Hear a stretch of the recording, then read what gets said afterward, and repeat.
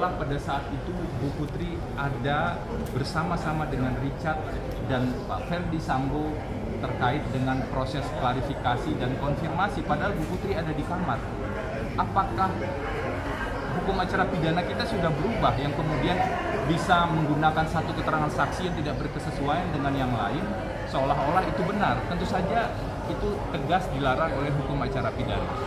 Kemudian ada asumsi-asumsi lain seolah-olah Bu Putri mengajak J ke Duren 3 dan menggunakan alasan isolasi. Di fakta sidang justru terbukti isolasi itu adalah kebiasaan yang memang dilakukan, dan kami juga mengajukan bukti SOP dari Dinas Kesehatan DKI bahwa setelah PCR memang sebaiknya proses lanjutannya adalah isolasi sambil menunggu hasil.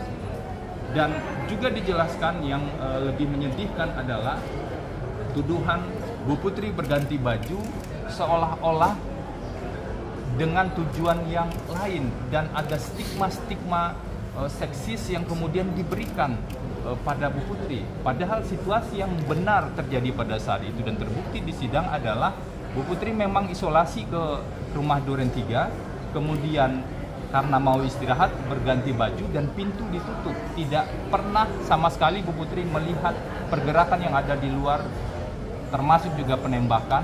Dan ketika penembakan terjadi, wajar respon orang-orang adalah siapapun itu, apalagi Ibu Putri yang sedang mengalami tekanan pasca kekerasan seksual, itu menutup kuping dan kemudian merasa takut. Jadi ada beberapa fakta tapi diputarbalikkan dengan analisis yang seolah-olah ada perencanaan di sana. Jadi itu betul-betul membingungkan. Kemudian ada poin di tuntutan jaksa tadi, kalau teman-teman mendengar, kalau kita mendengar, jaksa justru mengatakan kehendak Pak Ferdi Sambo bersama Bu Putri adalah untuk melakukan konfirmasi dengan Joshua. Ini tentu bertentangan dengan kesimpulan jaksa yang seolah-olah mengatakan kehendaknya adalah untuk menghabisi Joshua. Jadi ada ketidakkonsistenan juga dari bagian-bagian tuntutan tersebut yang tentu nanti akan kami urai lebih lanjut dalam pledoi nantinya. Selain itu, ada satu tuduhan lagi yang mengatakan bahwa seolah-olah C itu digiring ke rumah Duren 3 untuk rencana eksekusi sesuai rencana awal. Kita juga melihat di CCTV sebenarnya J tidak diawasi siapa-siapa. Dia bebas keluar masuk di pagar, dan di CCTV Joshua bahkan pernah keluar melihat jalan, kemudian masuk lagi dan kemudian bergerak ke arah taman. Lalu di mana bukti bahwa J digiring untuk dihabisi di Duren 3? Apalagi itu dikatakan seolah-olah ada perintah dan peran Bu Putri. Dan terakhir kami juga ingin mengingatkan, ini bukan hanya untuk kasus ini, tetapi untuk semua kasus. Kalau kita bicara soal penerapan hukum pidana, harus betul-betul dipisahkan mana yang merupakan delik aktif dan mana yang merupakan delik pasif. Kami melihat jaksa penuntut umum dalam tuntutannya mencampur adukan hal tersebut, seolah-olah sikap Bu Putri yang tidak menasehati suaminya itu dianggap sebagai bentuk keterlibatan. Nah, lebih dari itu kami menilai dari waktu yang terbatas ini begitu banyak sebenarnya asumsi-asumsi dan karangan-karangan yang menjadi dasar di tuntutan tersebut. Nah, terakhir kami juga ingin sampaikan harapan dari Bu Putri terkait dengan proses hukum ini sederhana. Satu, tentu kebenaran terungkap, yang melakukan betul-betul dihukum seadil-adilnya. Yang jauh lebih penting, harapan pribadi dari Bu Putri adalah agar segera bisa berkumpul dengan anak-anaknya dan kemudian membesarkan anak-anaknya, karena anak-anak Bu Putri dan Pak Ferdi Sambo sangat membutuhkan hal tersebut sekarang. Itu harapan yang perlu juga disampaikan. Dan sebelum kita kemudian nanti mengikuti proses lebih lanjut, kita semua perlu memahami bahwa tuntutan jaksa penuntut umum ini belum tentu benar. Kenapa saya sebut seperti itu? Karena memang tugas jaksa penuntut umum untuk mendakwa dan menuntut dan kemudian ada jawaban dari penasihat hukum, dan nanti majelis hakim di 3 tingkatan pemeriksaan akan menguji dan memutuskan hal tersebut.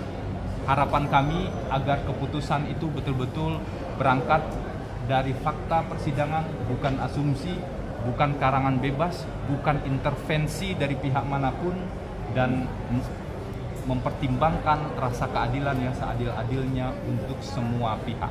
Mungkin itu yang bisa kami sampaikan. Jadi kalau melihat rangkaian persidangan ini kan sebenarnya pembunuhan dilakukan karena adanya laporan dari Bu Putri terhadap Pak Ferdi Sambo, bahkan tuntutan jaksanya lebih ringan gitu Bu Putri daripada kalau misalnya sebagai istri yang mengalami kekerasan seksual, yang mengalami serangan, bahkan serangan secara fisik ya kalau kita lihat di fakta persidangan, maka kewajiban moral bagi Bu Putri untuk menyampaikan itu pada suaminya.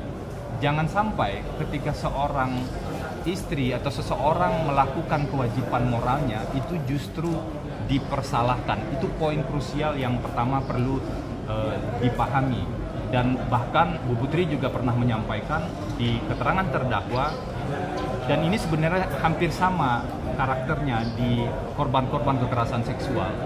Korban kekerasan seksual dan juga korban perkosaan itu sangat khawatir dan sangat malu ketika menyampaikan sesuatu yang terjadi pada dirinya pada pihak lain, termasuk pasangannya atau suaminya, karena bisa jadi ada kemungkinan suaminya marah dan tidak menerimanya lagi. Itu muncul di fakta persidangan kemarin. Jadi Bu Putri melakukan apa yang seharusnya dilakukan.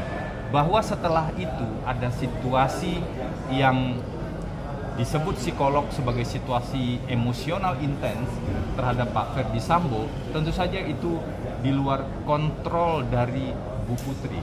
Jadi kami berharap kita meletakkan ini secara proporsional dan berimbang.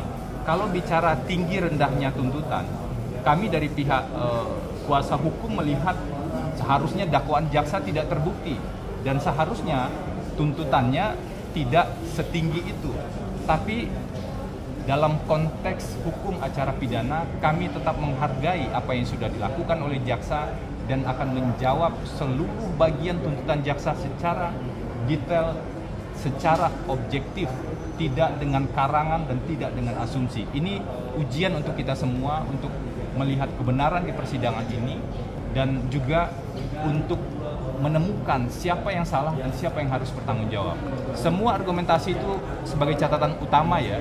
Semua argumentasi tersebut tentu tidak boleh membenarkan terjadinya pembunuhan. Semua argumentasi dari semua terdakwa, apapun itu, termasuk argumentasi dari terdakwa lain, misalnya ia disuruh dan lain-lain, pembunuhan tidak bisa dibenarkan. Tapi kita harus pilih siapa yang salah, siapa yang tidak salah. Jangan sampai korban kekerasan seksual misalnya atau korban lain itu justru dipersalahkan hanya karena ia berada di tempat yang sama. Hukum harus adil dan hukum harus berdasarkan pada kebenaran, bukan asumsi dan bukan karangan. Bang Febri, gimana